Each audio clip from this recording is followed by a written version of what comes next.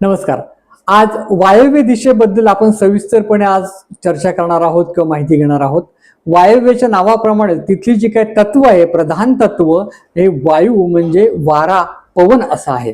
त्या ठिकाणी जी विक्षेप देवता आहे ती पापराक्षसी आहे. ते जे पद आहे ते रोग पदापासून रुद्र आणि रुद्रजय या देवतांशी स्थानांशी कनेक्ट आहे.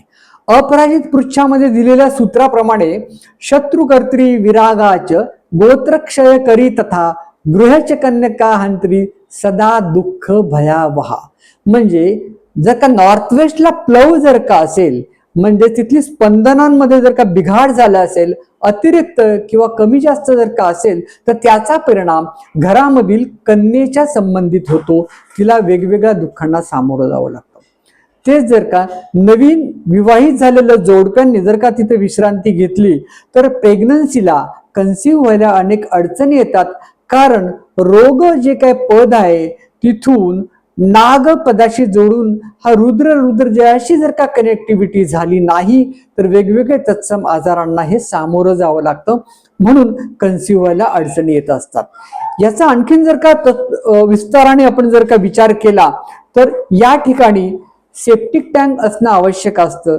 त्याचप्रमाणे आणखीन जर का विचार केला तर आपण या ठिकाणी काय काय असू शकतं, तर सेप्टिक टँक असू शकतो, औषधांचं ठिकाण, धनधान्य आधी साठवण्याचं ठिकाण. वायू तत्वामुळं जे घरातील वयोवृद्ध जे काही मंडळी आहेत, आई वडील आहेत, त्यांचं झोपण्याचं ठिकाण पण या ठिकाणी आपण करू शकतो.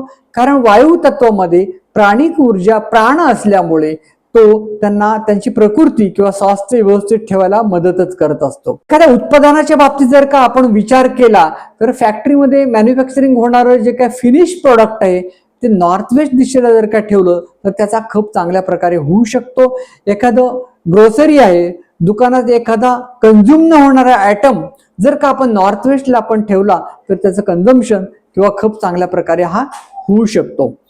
परंतु यासोबतच जर का अभ्यासाची रूम खोली जर का आपण त्या ठिकाणी केलं तर वायू तत्वामुळे तिथील चंचलता अधिक वाढून तो नेटनेटकापणे अभ्यास होण्याला जरा अडचणी निर्माण होऊ शकतात.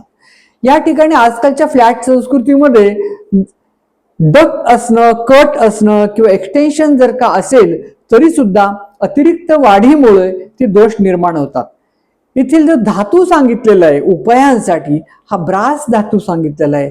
ब्रासच्या यंत्रांचा किंवा विशिष्ट आकार असणारे जे काही एखादे यंत्र म्हणा किंवा शेप असणारे काही एखादी प्रॉडक्ट वास्तू म्हणून आम्ही जे काही विकसित केले आहे ते जर का तिथं त्याची स्थापना जर का केली तर त्या ठिकाणी चांगले रिझल्ट्स आम्ही मिळालेले आहेत.